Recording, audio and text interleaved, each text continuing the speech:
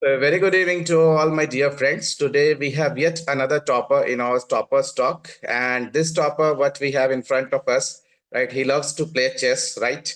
Yes, And and this time he had got all his moves right, and it's checkmate year for you, better to say, Nikhil. And your opponents yes, are down, and you have right done many of the things how you get your move right this year, right? And you own this game this year from your competitors, right? And definitely we would like to know that what improvement you have done this year in your preparation so that it helps the opponents or competitors or your friends who have lost this year by some margin. So definitely your suggestion, your guidance, your improvement practices, what you have done this year would help many. So with this, I would like to invite you in this topper stock today. My heartiest congratulations to you, Nikhil, for making into the NABARD 2024. thank you, sir. Thank you for having me here, and very beautiful introduction you have given. Thank you, Nikhil.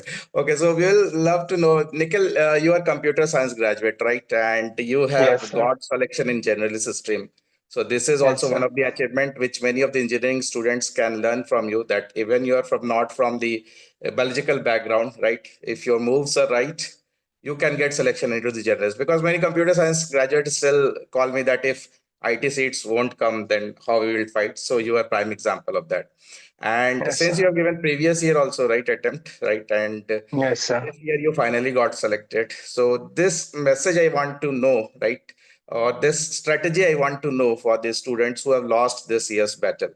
So definitely some direction. What improvement basically you have changed? What methodology you have changed compared to the last year? What has led to the selection?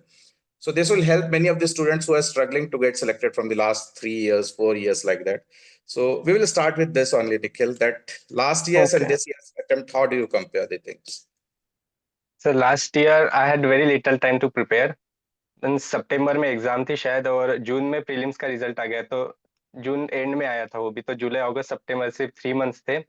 और Hmm. उसके बीच एक EPFO का भी exam था, तो मैंने वो भी दे दिया जुलाई में, तो फिर 2 ही मंथ बचे थे, तो मेरे पास ज्यादा टाइम नहीं था, और फर्स्ट टाइम था नाबार्ड, मतलब पता ही Hmm. तब चला था कि नाबार्ड का भी एग्जाम होता है। तो Right. मैंने फिर जैसे भी था यूपीएससी का ऑलरेडी नॉलेज था, तो Hmm. ईएसआई पार्ट तो मेरा ठीक ही था, मतलब Hmm. मुझे Hmm. Hmm. एग्रीकल्चर करना था, तो मैंने यूट्यूब से या और एक कोर्स भी लगाया था, तो वहां से, लेकिन टाइम बहुत कम था, तो मैंने Hmm. Hmm. प्रीलिम्स तो Hmm. निकाल लिया फिर भी, Hmm. Based on my previous knowledge and current affairs also. तो Hmm. मेन डिफिकल्टी है डिस्क्रिप्ट, मतलब मेंस में, क्योंकि मेंस में Hmm. मुझे लगा कि डिस्क्रिप्टिव ही सारा कुछ है, Hmm. तो Hmm. मैंने Hmm. मतलब एक्सेसिव फोकस डिस्क्रिप्टिव पे रखा, क्योंकि Hmm. ऑब्जेक्टिव हुआ था, तो मैंने डिस्क्रिप्टिव की प्रैक्टिस की, ऑब्जेक्टिव भूल ही गया था मतलब almost. Hmm. Hmm. Hmm. Hmm. और एक्चुअल एग्जाम में मतलब फिर पता चला एग्जाम देने के बाद कि यार ऑब्जेक्टिव ही किंग मेकर है, वही रैंक डिसाइड Hmm. करेगा, डिस्क्रिप्टिव में एक रेंज में ही मार्क्स मिलेंगे कितना भी लिखो। Hmm. Right. तो वो एक बहुत बड़ी गलती थी मेरी कि मेरा 1.5 मार्क्स से रह गया था, और पिछले साल ऑब्जेक्टिव भी कंपेयर टू दिस ईयर थोड़ा इजी था, Hmm. और Hmm. मैंने अटेम्प्ट Hmm. भी कम दिए थे, और वो निगेटिव मार्किंग का भी थोड़ा डर था, तो Hmm. Hmm. ऑब्जेक्टिव पे Hmm. कम फोकस किया, ये बहुत बड़ी लर्निंग थी मेरे लिए। Right. Right. Right. And second Uh, was the mock test hmm. Sir, mock test बिल्कुल नहीं दिए थे, मैंने सिर्फ डिस्क्रिप्टिव प्रैक्टिस की थी टाइपिंग की, Hmm. Hmm. Hmm. और मॉक टेस्ट के लिए 2-3 मॉक टेस्ट दिए होंगे, और उससे कुछ कॉन्फिडेंस नहीं मिला था उतना। Hmm. तो ये Hmm. दो Hmm. मेजर लर्निंग्स थी लास्ट ईयर की।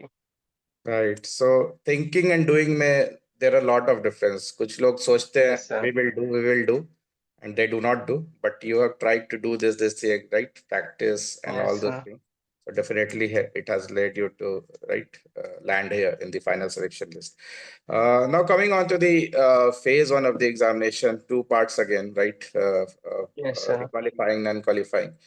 Again, many students phase two की अच्छे से तैयारी कर लेते हैं they have very good right knowledge of the phase two but phase one में ही यस कहीं सर। ना कहीं रुक जा रहे हैं so what message do will you give to such students that qualifying is also important give some time for that आपका क्या सजेशन होगा यस सर, पहले तो 8 सब्जेक्ट्स आते हैं, 8 सेक्शंस आते हैं प्रीलिम्स में, तो हर एक सेक्शन इंपॉर्टेंट है, किसी को भी लाइटली मत लो। सारे पहले हम्म मॉक दे दो आप, 2-3 मॉक्स दे, और अपना कहाँ पोजीशन है अभी अपनी एनालाइज करो, किस सेक्शन में कम आ रहे हैं या किस सेक्शन में कंफर्टेबली आ रहे हैं, तो उससे आपका टाइम भी बचेगा कि कहाँ मेजर फोकस करना है आपको। तो जैसा मेरा हम्म था कि मेरा क्यूआरई मतलब ठीक था, उतना कुछ लोड नहीं था मेरे मेरे लिए, तो क्यूआरई मैंने सी सेट भी दिया था और काफी अदर एग्जाम हम्म भी दिए, तो क्यूआरई सब में आता है, तो मेरा वो हम्म सॉर्टेड था। और मैं कंप्यूटर बैकग्राउंड से हूँ, तो कंप्यूटर अवेयरनेस भी उतना चैलेंज नहीं था, वो भी मैंने हम्म मतलब कट ऑफ तो क्लियर कर ही लेता था। तो फिर हम्म मेजर पार्ट मेरा यही था कि एआरडी करना है, ईएसआई और जीए। तो हम्म मैंने एआरडी के लिए सर आप ही का कोर्स लिया था, तो उसी से हर एक वीडियो देखा, 2-3 बार देखा, नोट्स बनाए खुद के, और उसी को बार बार रिवाइज किया, और मॉक टेस्ट भी काफी मॉक टेस्ट दिए।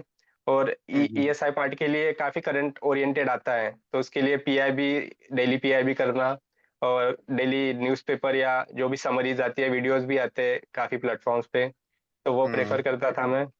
और हम्म। स्कीम्स भी एक मेजर पार्ट रहता है अपने राइट। जीए में और ईएसआई में भी। तो मैंने हम्म। एग्रीकल्चर मिनिस्ट्री और रूरल डेवलपमेंट मिनिस्ट्री के सारे स्कीम जितने भी है, सारे हम्म प्रॉपर नोट्स बनाए थे उसके।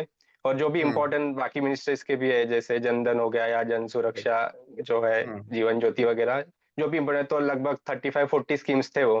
तो उसके मैंने हैंड हम्म रिटन नोट्स बनाए थे अच्छे से, और हम्म। जो भी क्वेश्चंस आते थे तो उसी में से आ जाते थे, और कुछ छूट गया लिखना तो मॉक टेस्ट राइट। में जो मिलता है डिस्क्रिप्शन वगैरह, तो उससे मैं ऐड कर हम्म लेता था वो। तो हम्म। इस तरह से मैंने तीनों सब्जेक्ट, जीए, एआरडी और ईएसआई प्रिपेयर किया था। राइट। एक और चीज मैं जानना चाहूंगा निखिल तुमसे कि आप कंप्यूटर साइंस ग्रेजुएट हो, राइट? Yes sir. एंड आपने जैसे बताया कि आपने एग्रीकल्चर पढ़ा, तो ये एक right, there is some sort of myth बोल लो या सम सॉर्ट ऑफ फियर बोल लो अमंग द इंजीनियरिंग ग्रेजुएट्स, वो नाबार्ड में अपेयर ही नहीं होते हैं ड्यू टू एग्रीकल्चर सब्जेक्ट को देख के, राइट? Yes sir. तो व्हाट यू फेल्ड लाइक, आप भी इंजीनियर हो, कंप्यूटर साइंस से यस। ग्रेजुएशन किया, एग्रीकल्चर में दिया, आपका हो भी गया finally. So what do yes. you feel like? Is it that difficult to carry on with the agriculture study? What was your feeling, personal experience? नहीं सर, उतना डिफिकल्ट नहीं था। एआरडी में कोई एक्सपर्टीज नहीं लेनी, जनरलिस्ट से अप्लाई कर रहे हैं, तो जैसे यूपीएससी में भी जनरलिस्ट ही रहते हैं, वहाँ भी पॉलिटी इकोनॉमी पढ़ने, वहाँ कोई स्पेशलिस्ट नहीं हम्म रहता, इंजीनियर हो जाते हैं। तो मैंने वही हम्म थिंकिंग थी कि जब पॉलिटी इकोनॉमी कर सकते हैं तो एग्रीकल्चर भी कर सकते हैं, और जनरलिस्ट से हम्म अप्लाई कर रहे हैं। तो मैंने बस मेजर मेजर वही किया था कि एग्रीकल्चर के प्रीवियस ईयर देख लेना, हम्म और आपने आपका कोर्स भी काफी मतलब आप बताते हैं कि क्या इंपॉर्टेंट है क्या नहीं है, ज्यादा माइक्रो हम्म डिटेल्स में ना जाके। 2-3 क्वेश्चन तो रहेंगे जो एकदम माइक्रो डिटेल में आएंगे, तो वो छोड़ सकते हैं हम उसमें। राइट। लेकिन बाकी जो मेजर पोर्शन है जहाँ से कट ऑफ निकल जाता है आराम से, तो वो क्वेश्चन पे ज्यादा फोकस करना था। और आपका गाइडेंस था ही सर, तो आपके कोर्स में आप बताते ही है कि ये डिस्क्रिप्टिव में आएगा या ऑब्जेक्टिव में आएगा, इसका ये पार्ट बहुत इंपॉर्टेंट है। तो मैं उसी पे मतलब सिलेक्टिवली अगर आप स्मार्ट स्टडी करोगे, तो एआरडी पार्ट उतना भी डिफिकल्ट नहीं है जितना ऐसे बाहर से राइट। लगता है कि एग्रीकल्चर पढ़ना है। और रूरल हम्म। डेवलपमेंट भी आता है साथ में, तो रूरल डेवलपमेंट का कोर्स छोटा है लेकिन क्वेश्चन तो आते ही उसमें से। हाँ। तो वो अगर मेरा वो मेजर फोकस है कि रूरल डेवलपमेंट से आएंगे तो मैं करूंगा ही, वो बहुत अच्छे से किया राइट। था मैं। तो मुझे हम्म। कॉन्फिडेंस था कि एग्रीकल्चर थोड़ा बहुत नहीं भी आता तो रूरल डेवलपमेंट तो मेरा अच्छा है करके। तो ऐसे हम्म। बैलेंस करके चलोगे, थोड़ा स्मार्ट वर्क करोगे तो हो जाएगा। Right, right, right. Stealing the marks in agriculture is more important than learning everything yes sir. in this yes sir. examination. और आपने बहुत अच्छा एक एग्जांपल एक एक लाइन में समझा दिया दैट आप पॉलिटी भी पढ़ते हो, राइट, इकोनॉमी भी पढ़ते हो, ज्योग्राफी भी पढ़ते हो, तो एग्रीकल्चर क्यों नहीं पढ़ सकते हो इस एग्जामिनेशन के लिए? Yes sir. That's very एक लाइन में impactful message that will right go to the many of the UPSC aspirants as well. It's very pretty much doable. Now coming on to the mains, Nikhil, the descriptive portion of the examination, right? Yes यहाँ sir. भी students face some problem. So basically, we will not discuss that क्या किया नहीं किया. We will discuss something since you have some UPSC background also. So थोड़ा सा yes आप sir. suggest करोगे students को structuring, formatting of the answers, what should be the way of answering? Content होता यस है बट सर। इसको presentable कैसे बनाए, right? Something if you can discuss on that. Yes sir, तो UPSC का में वही रहता है कि इंट्रोडक्शन, बॉडी कंक्लूजन, यही यहाँ भी वही फॉर्मेट है, बस आपको टाइप करना है। और वहाँ हम्म आप डायग्राम्स वगैरह बना सकते हो, वहाँ नहीं, यहाँ हम्म नहीं बना सकते हो, तो आपको उतना स्पेस मतलब लिखना ही पड़ेगा वो टाइप करके। तो पहले तो टाइपिंग की प्रैक्टिस करना है, 27 वर्ड पर मिनट या 30 वर्ड पर मिनट होगा तो भी चलेगा। वर्ड लिमिट का उतना नहीं है जितना मैंने लास्ट ईयर भी देखा इस ईयर की, कि 600 वर्ड का ऐसे, तो आप 500 के आसपास भी लिख दोगे तो मार्क्स मिल जाते हैं अच्छे खासे। तो वर्ड राइट। लिमिट, क्वालिटी तो है ही आपके पास, मतलब एक फॉर्डर मटेरियल भी आप डेवलप कर सकते हो कि कुछ हम्म ऐसे हैंडी आएगा, जो फैक्ट्स हो गए, एग्जांपल के स्टडीज, वो मैंने भी किया था कि वो हम्म कहीं पे भी आप ड्रॉप कर सकते हो वैल्यू एडिशन के लिए। और जो पूछा है क्वेश्चन में बस उसी को आंसर करना है, उसी को मतलब सब पार्ट्स में ब्रेक करके इंट्रोडक्शन लिखो, और 4-5 सब पॉइंट्स में लिखो, सबका प्रॉपर एग्जांपल्स लिखो सब में, और कंक्लूजन से एंड कर दो, तो बिल्कुल मार्क्स मिल जाते हैं सर डिस्क्रिप्टिव में। राइट। तो आपने स्टैटिस्टिक्स एग्जांपल ये सब यूज कर रहे थे अपने आंसर्स में? Yes sir. Okay, good, very good. So this is also take away. all those who are fresher, जो भी fresh candidates हैं, try to include this examples from economy, examples from the NABARD, जो उस field में कर रहा है, right? If it definitely catches the eye of the evaluator, whosoever it evaluates, right? Anything you've yes done for the English descriptive, Nikhil, or just you have gone it, दे दिया बस? नहीं sir, English के लिए भी practice किया था, और ऐसे और प्रेसी में तो वर्ड लिमिट तो मीट करनी है वहाँ, मतलब हम्म वहाँ मुझे लगता है कि वर्ड लिमिट नहीं हुई तो मार्क्स कुछ कम होते होंगे। लेकिन हम्म। ऐसे में ठीक है, थोड़े कम भी रहे तो चल जाएगा। लेकिन वही है, अपने लेटर में तो फॉर्मेट वही है, वही फॉलो करना है अच्छे से। तो उसी हम्म की प्रैक्टिस करो, 4-5 टाइप के लेटर्स लिख के देखो, और टाइम बाउंड मैनर में, और टाइम मैनेजमेंट भी इम्पोर्टेंट है। और वो जो इंटरफेस आता है उससे फैमिलियर होना भी थोड़ा जरूरी है। First right. पेपर इंग्लिश का ही रहता है, लास्ट ईयर मुझे थोड़ी डिफिकल्टी हुई थी क्योंकि मैं नया था और पहला पेपर इंग्लिश आया, तो उसी में मेरा कि बैक स्पेस नहीं जा रहा, इंटर नहीं जा रहा, और थोड़ा पैनिक वाला सिचुएशन, 5 मिनट लग जाते हैं उसको अंडरस्टैंड करने में। तो आप पहले से ही किसी को पूछ लो या देख लो, थोड़ा इंटरफेस जान लो, तो उतना टाइम बच राइट जाएगा।